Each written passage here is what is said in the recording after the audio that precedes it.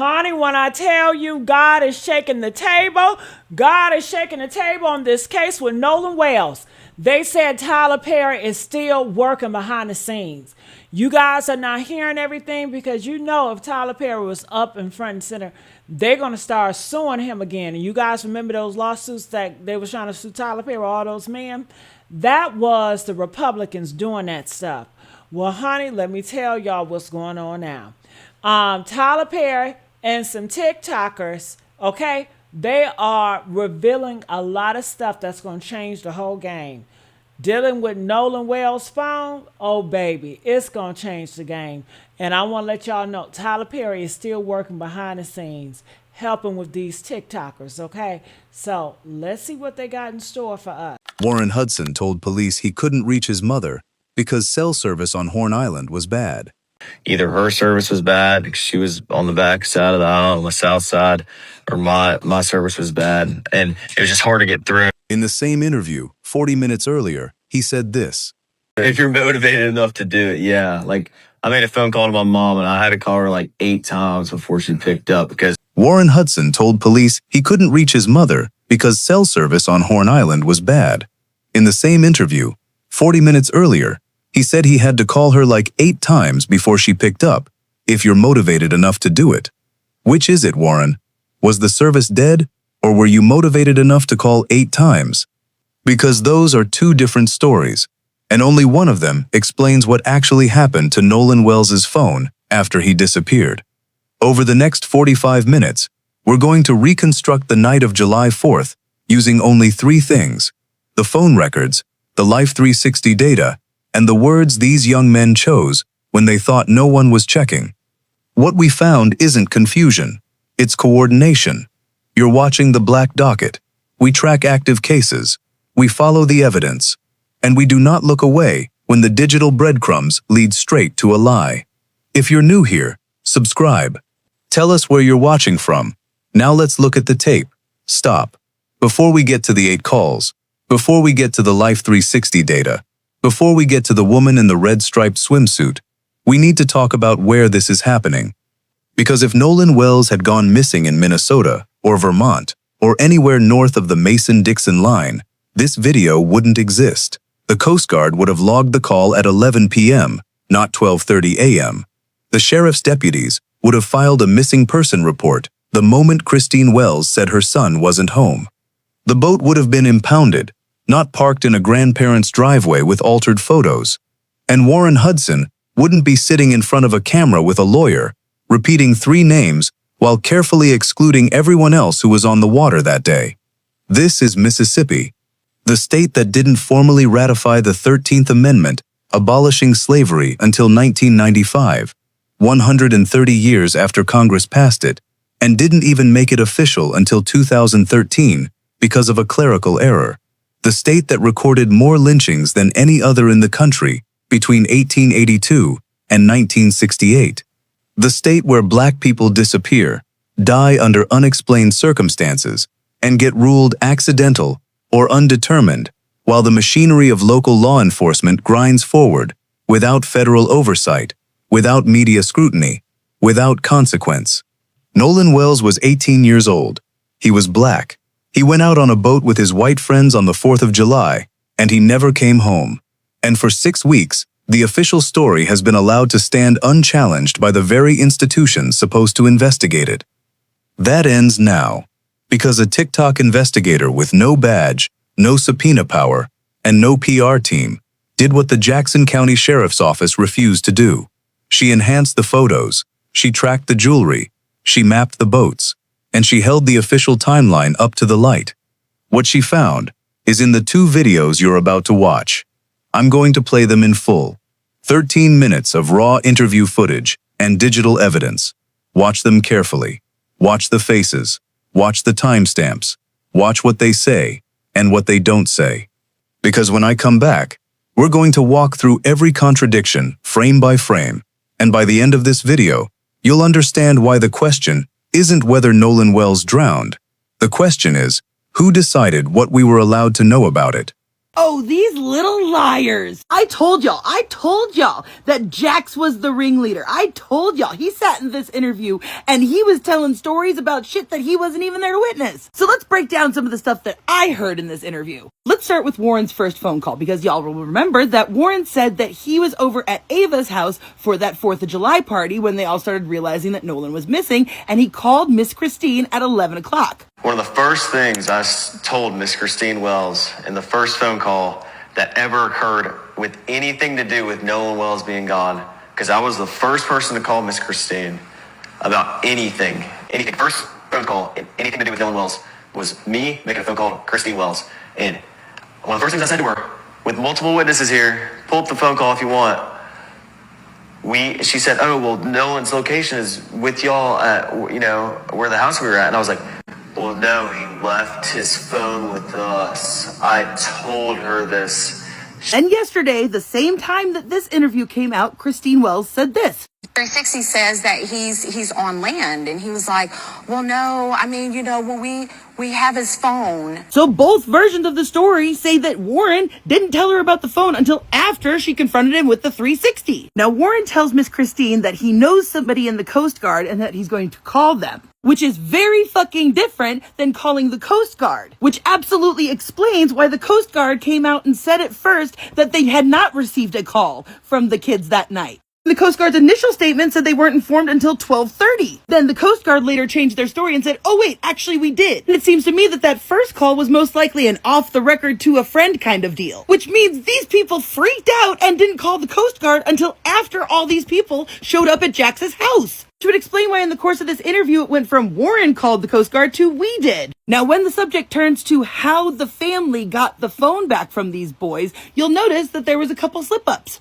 Warren, you weren't at the house, and so you weren't there when they came to get the phone and all that. So now remember, Warren just said that he wasn't at the house when the phone was got. And then Morgan talks about getting a phone call from one of the people in Christine Wells' group. And how did they get the phone back? So I got a call from a kid we went to high school with. He called me just asking me questions. He saw people posting on Snapchat, like the picture that was circulating. Except this picture wasn't posted until July 5th. So how could this picture have been circulating on Snapchat that night? But let's continue. And he called and he was asking questions. He was like, where's Nolan? When's the last time y'all seen him? And then he was like, so where are y'all at? And I told him, I said, we're at Jax's house. And then Warren got on the phone, and I don't know. So they come to my house, right? And they kind of hold on before we get there. Was it confrontational or was it just just trying to find? It was confrontational already. Wouldn't y'all agree? Yeah, he was 110%. He was very confrontational. And when did this was this on the night of the 4th or the next day? This was the night when this was before they came and got the phone. So this is the night of the 4th, yes. You guys are missing a part of the story. How did you get from Ava's house to Jax's house? Because Miss Christine is watching you guys on the Life 360. So suddenly she's seeing the phone leave one location and go to another. Of course I would be upset. And now all of a sudden Warren is there when the phone stuff starts happening? He's listening to the phone call? Now I need y'all to remember that Warren also said that the phone was in his truck on the first conversation, as we have from this report. Meaning if we were to believe Warren that he was not there when everybody showed up looking for the phone at some time in between 11 and 1 a.m., so then that would mean after they heard this angry phone call, Warren gets the phone out of his vehicle and puts it in Jack's house and then leaves. There's probably like 10, 15 people in my house I don't even know. And they're all up in our faces, going crazy, asking where Nolan is, and we don't know. And finally they get into Wyatt's face, and they're like, where's your boat? Where's the boat at? Demanding his address. Demanding his address and stuff like that. And he finally ends up giving it to him. We give them the phone. They have the phone at this point. Then they get the address to his house. Then they go to his house. And they're searching all over his boat, what I heard and stuff like that. Well, anyways, I don't really know much about that. But they come back to my house at around 1 o'clock in the morning. We called law enforcement. I was with Wyatt at the time after we left Jax's house that night. I was with Wyatt, and one person we were with saw that their location was actually headed towards Wyatt's house. And so Wyatt got on the phone with 911 and was like, hey, these people are on the way to my house or already at my house. My mom and my dad are there alone, and they know nothing about this. But Wyatt's mom actually, when they were looking at the boat, they were actually walking from the boat, and she came out and started talking to them. Okay, so let me get this straight. Wyatt, Morgan, and Jax were all together. Warren was gone for some reason at this point. 10 to 15 people just barge into your house. Don't know why your grandparents weren't around. That might explain some things, huh? Guess y'all had the house all to your fucking self that weekend. But then they ask Wyatt for his address so that they can go look at the boat. Wyatt gives them the address. They start heading over there. Wyatt and Morgan get into a car and leave Jax's house. Somebody else that you were with that we aren't hearing about is tracking someone else's phone. I don't know if it was somebody who was with the group that they had access to, or if they were tracking Nolan's phone and they saw it was heading to Wyatt's house. And even though Wyatt gave them the address, and instead of calling his parents, he calls 911 and tells them, my parents don't know anything about that's going on. Can you send police over there? Now, mind you, it was about half an hour after being on the phone with Warren that Christine was able to actually call and report him missing. But she was having to go back and forth and go down to all these different agencies because nobody would fucking help her. And frankly, I want to know why all of this confrontation was left out of the fucking report. Like, if this family had to be removed from 2 different properties by the police, why is there no record of that? And in fact, it wasn't until after these confrontations that MDMR and Ocean Springs Police apparently had their little conversations about who was going to be taking over the case. Because remember, the Jackson County Sheriff Lieutenant told them that deputies had spoken with several friends that had traveled to the island on the vessel with Nolan, and that when they were left, he was in the company of an unknown female. So now, even though Warren had supposedly called the Coast Guard, all these family members are telling the police that the kid is missing. These are the people that last saw them. They're all like, we last saw him on the island. Still, the deputies said that they did not have reason to believe that there was any water-related exigencies or emergencies. Don't worry, y'all. I've got a lot fucking more to say about this stuff, so come back for part 2. I'm going to be immediately recording it because Warren fucked up pretty badly in this interview, and I'll show you why. Where we had left off, Warren had already called Miss Christine, and then they somehow ended up at Jax's grandparents' house. That's where they all stayed that weekend, and so that's why Nolan's keys were over there. They had to have been at the grandparents' house, who mysteriously never showed up during any of these confrontations. Somehow the phone had gone from the party that they were all at to Jax's place, and then Warren left after a phone call to Morgan. According to them, 10 to 15 people showed up and just walked into Jax's house and demanded the phone. Wyatt gave the address in which the boat was at. They all start migrating over there. Then Morgan and Wyatt and another friend are tracking their 360s and seeing that they're going over to Wyatt's house. Then they call 911 to tell them that the police are on the way to his house. Then they're searching the boat, and then they come back to Jax's house around 1 o'clock in the morning, according to him. Mind you, that's when they explain to the police about their friend being missing. And so then the report says at 1:38 in the morning, the Jackson County Sheriff's Office say that they spoke to several of the friends that were on the vessel with Nolan, saying that he was in the company of an unknown female. But Morgan, Jax, and Warren all claimed that they did not travel to the island on the same boat as Nolan. So who did they talk to? Because it sounds to me like they had told the police that they were on the same boat as him. Keeping in mind that this is what Warren told Miss Christine. Named Katie. And so then it turned into, Katie is also missing. No one can find her. And the explanation of no one knows this Katie, like we've never met her. And Tristan said this. I was talking on my other buddy's phone, talking to Warren. He was dialing Coast Guard because he hung up the phone and was like, hey, this is them, bye, and hung up the phone. And that was the last time I talked to him. Mind you, Tristan is friends with Katie. They are mutuals. I have confirmed this. So now that we've got that timeline fucking straight, let's back up to something that Warren said during this interview. But if you're motivated enough to do it, yeah. Like, I made a phone call to my mom, and I had to call her like 8 times before she picked up because either her service was bad because she was on the back side of the aisle on the south side, or my service was bad, and it was just hard to get through. Do y'all see that?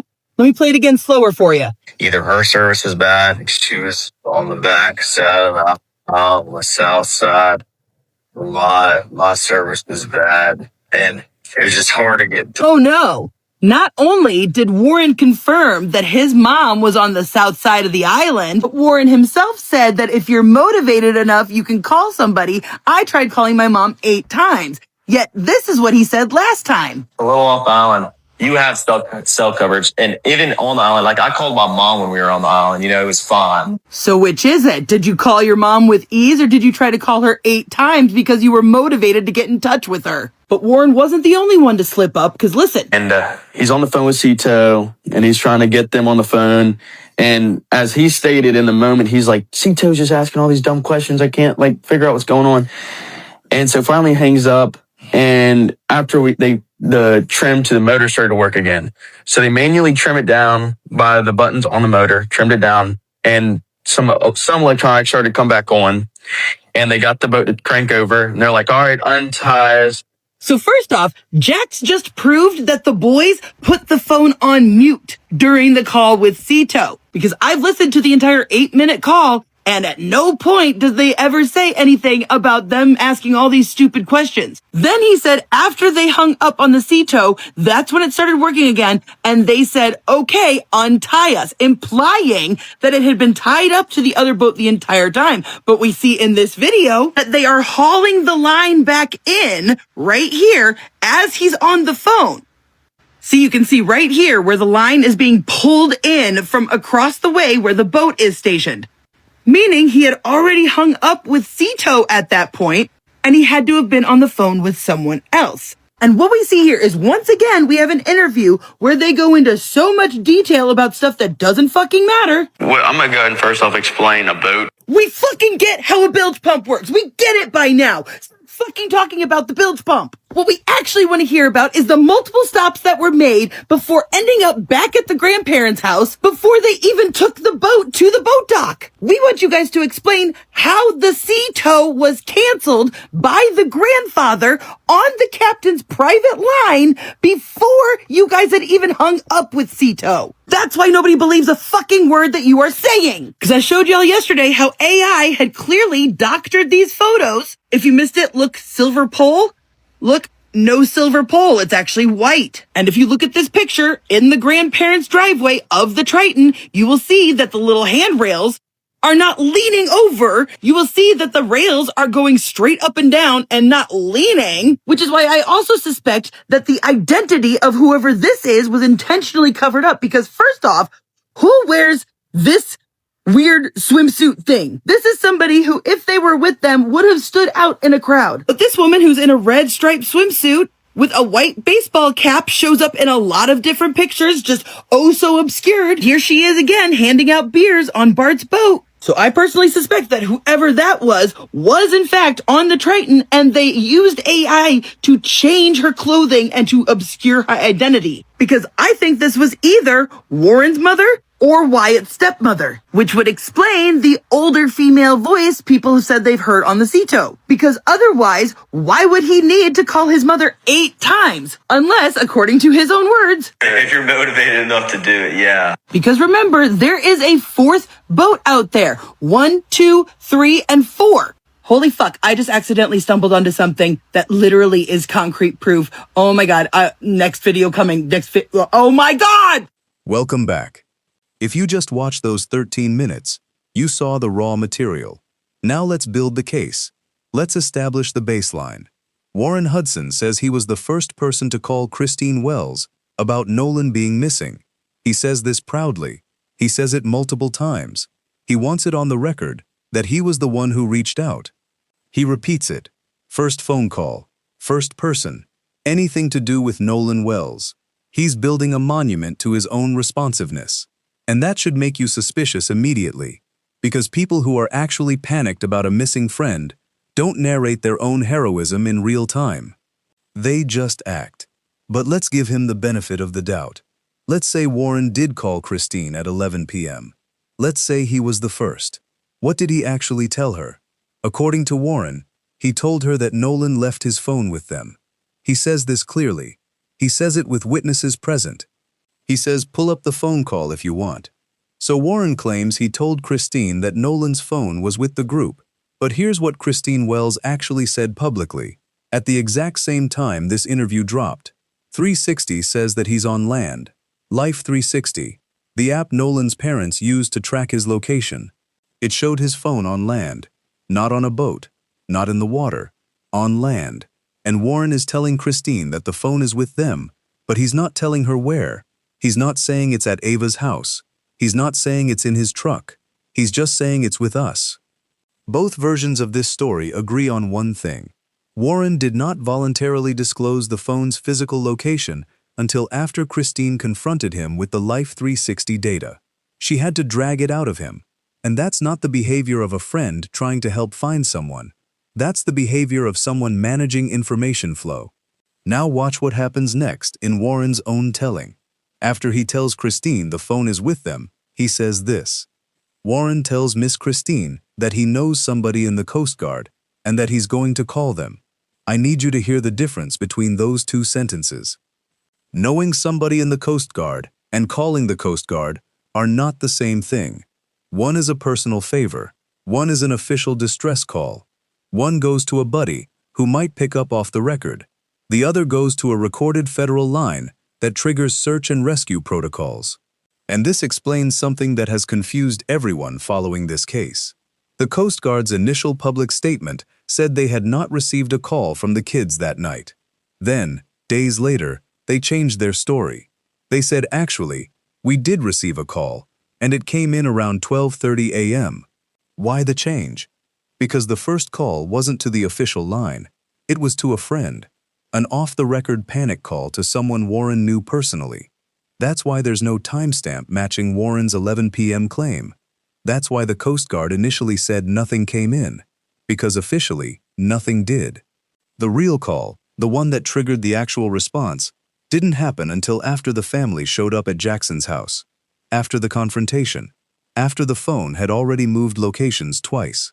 So let's recap what we know so far. Warren calls Christine at 11 p.m. He tells her the phone is with them, but not where.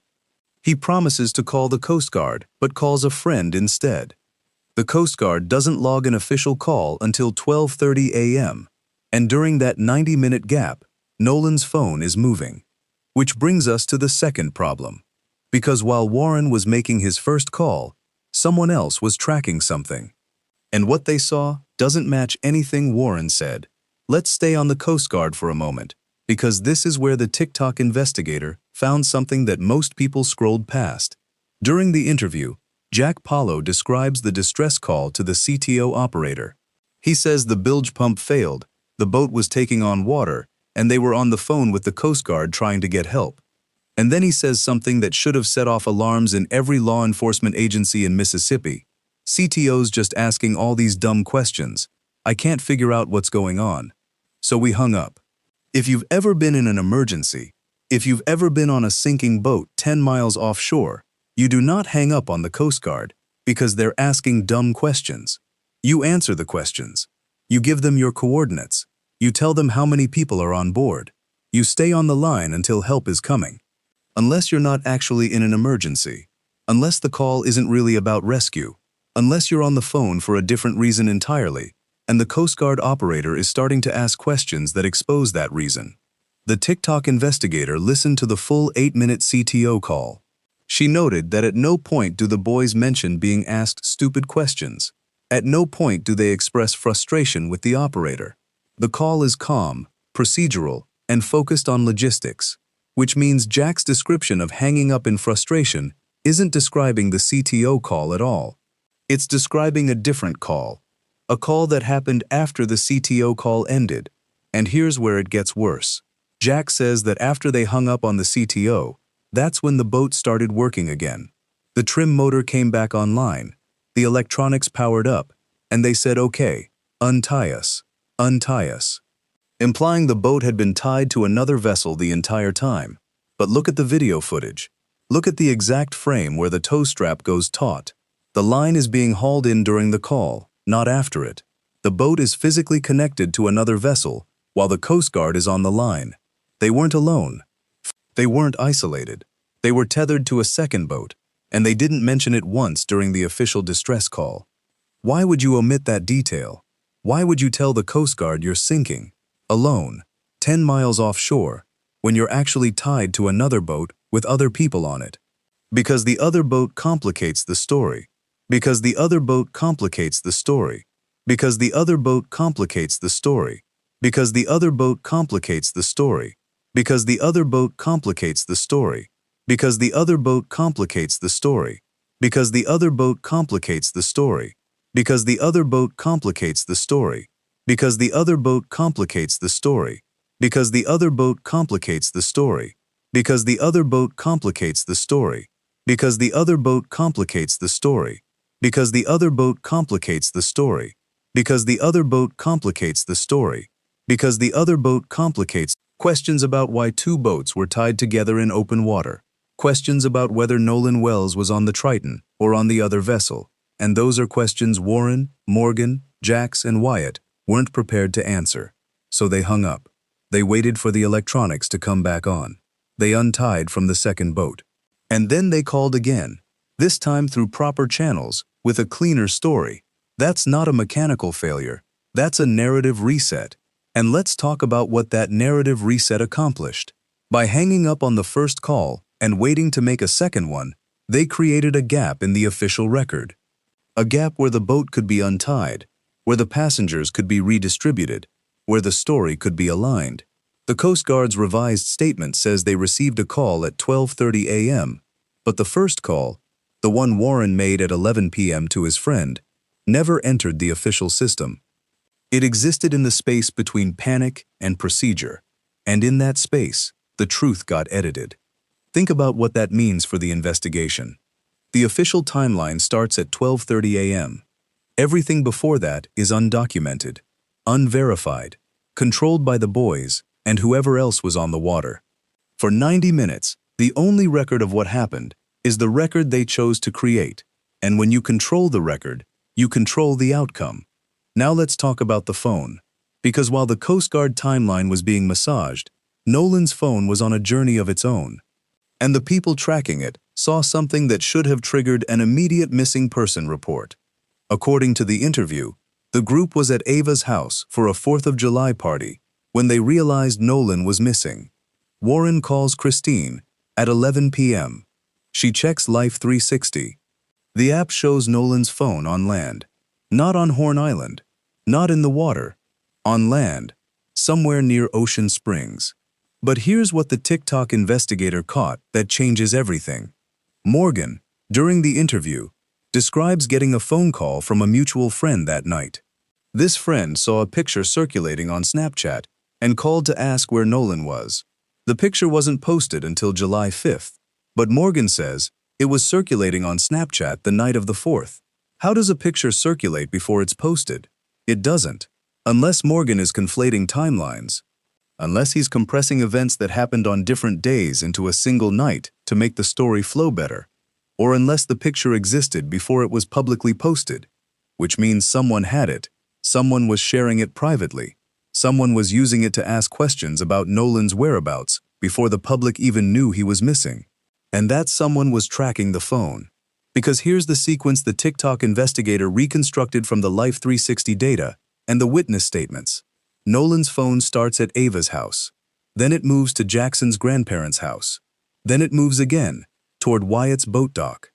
Then it comes back to Jackson's house around 1 a.m. Warren claims he wasn't at Jackson's house when the phone was retrieved. He says this explicitly. He says he was gone.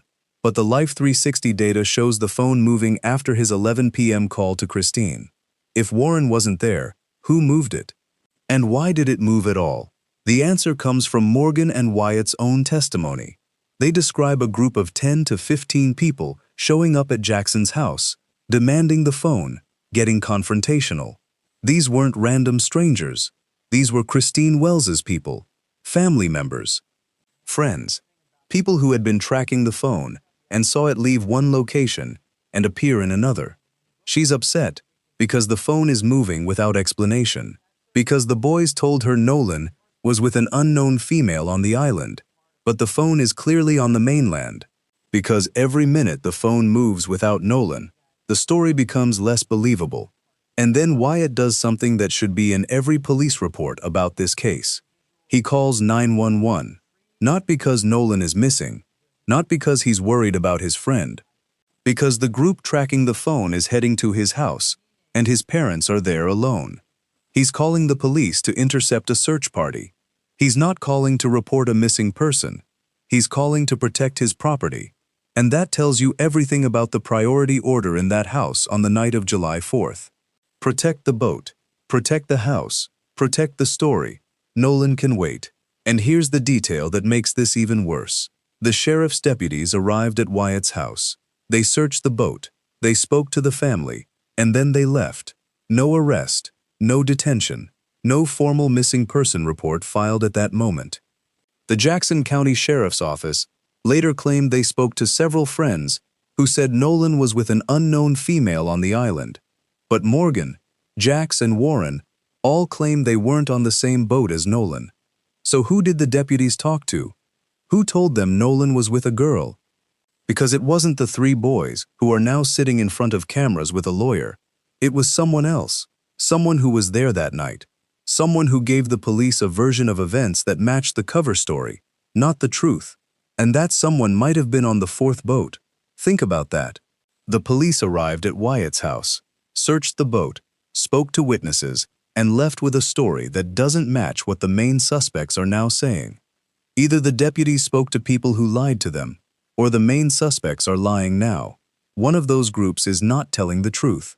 And given what we know about the phone's journey, the Coast Guard gap, and the 8 calls, I have a theory about which group that is. The group that controlled the phone for 90 minutes. The group that made the first call to a friend instead of the Coast Guard. The group that untied from the second boat before making the official distress call. That group has been consistent from the beginning, and their consistency is the problem. Because real trauma doesn't produce consistent stories.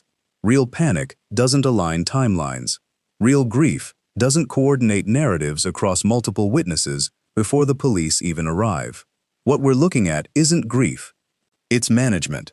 Let's go back to the boat for a moment, because there's a detail in the interview that the TikTok investigator flagged, and it's the kind of detail that seems small until you realize what it implies. Jack describes the moment the boat started working again after the CTO call. He says the trim motor came back online, the electronics powered up, and they were able to crank the engine. And then he says they untied from the other boat. But the TikTok investigator watched the video frame by frame, and she noticed something Jack didn't mention. The tow line is being hauled in during the phone call, not after it. The boat is physically connected to another vessel while the Coast Guard operator is still on the line.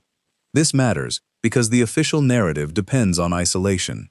The boys told the Coast Guard they were alone on a sinking boat. They told Christine Wells they left Nolan on the island with an unknown female.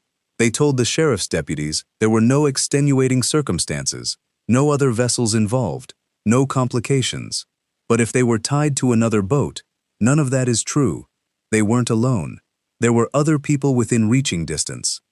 There was a second vessel that could have helped, or hindered, or witnessed whatever actually happened to Nolan Wells.